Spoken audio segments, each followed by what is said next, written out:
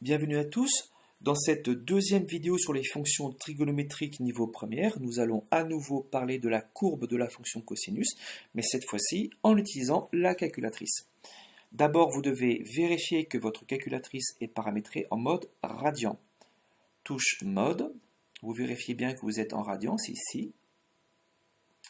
Si jamais vous étiez en degrés, pour revenir au mode radian, c'est extrêmement simple.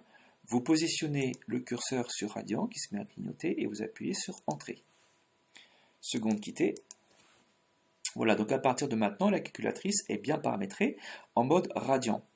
Nous allons définir une fenêtre d'observation commode pour la courbe de la fonction cosinus. Fenêtre. Alors, x min, je vais taper moins 2 fois pi.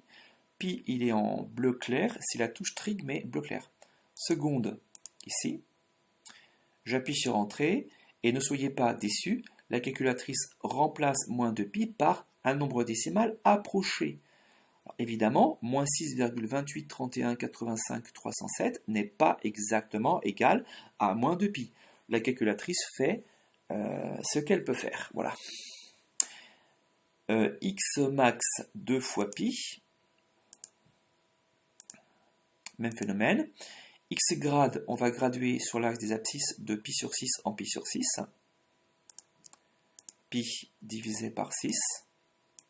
Et y min et y max, puisque la courbe de la fonction cosinus est toujours comprise dans la bande délimitée par les deux droites horizontales d'équation y est égal à moins 1 et y est égal à 1, je vais simplement dépasser un tout petit peu en tapant moins 1,25, mettons, et puis 1,25 pour bien voir les deux droites en question. Y grade 1, c'est parfait. F de x, alors, pour avoir accès à la fonction cos, d'abord, si la couleur ne convient pas, vous pouvez évidemment la changer. Je vous rappelle, vous appuyez sur entrée, vous changez en une autre couleur, mais nous on avait choisi de la couleur rouge avec GeoGebra pour représenter graphiquement la courbe de la fonction cosinus. Donc, conservons la couleur rouge. J'appuie sur OK, c'est OK. Voilà. Humour de mathématicien. Et pour avoir accès à la fonction cosinus, c'est touche trigonométrie.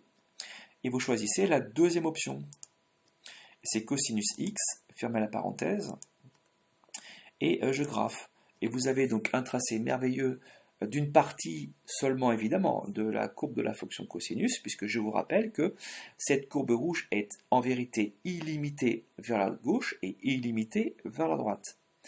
Comme on a gradué de pi sur 6 en pi sur 6, on peut vérifier sur la des abscisses, on peut regarder sur la des abscisses, pi sur 6 ici, 2 fois pi sur 6, 3 fois pi sur 6, 3 fois pi sur 6, cela donne pi sur 2, et cos pi sur 2 en résonnant sur le cercle trigonométrique, le point M, image de pi sur 2, il est, si j'ose dire, au pôle nord du cercle trigonométrique. L'abscisse d'un tel point M vaut 0, donc le cosinus pi sur 6 vaut 0, et on retrouve en visuel, à partir de la courbe rouge, que pour le troisième trait, donc pour x valant pi sur 2, donc 3 fois pi sur 6, donc pi sur 2, le y du point rouge vaut 0, donc le cosinus pi sur 2 doit être égal à 0, ce qui est effectivement le cas.